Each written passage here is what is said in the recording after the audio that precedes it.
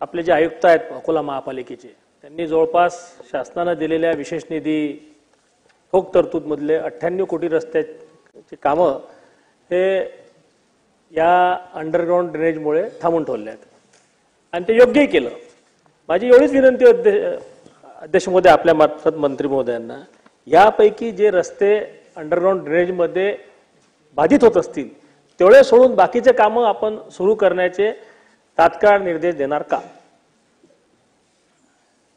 अध्यक्ष महोदय, सन्मान्य सदस्यांनी मलनिस्सारण कामाच्या व्यतिरिक्त जी रस्त्याची कामं आहेत त्या संदर्भातला प्रश्न या ठिकाणी उपस्थित केलेला आहे।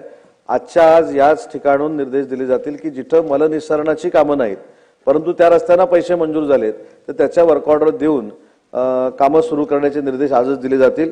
आणि सन्मान्य सदस्यांनी मगाशी जो प्रश्न विचारला तो 735 कोटी रुपयाचा आराखडा तयार करण्याच्या निमित्तानं अकोला महानगरपालिका काम करत होती, परंतु सध्या जो आराखडा आहे तो 400 कोटीचा तयार झालेला आहे आणि त्याच्या पुढच्या प्रोसेससाठी ती शासनाकडे येणार आहे।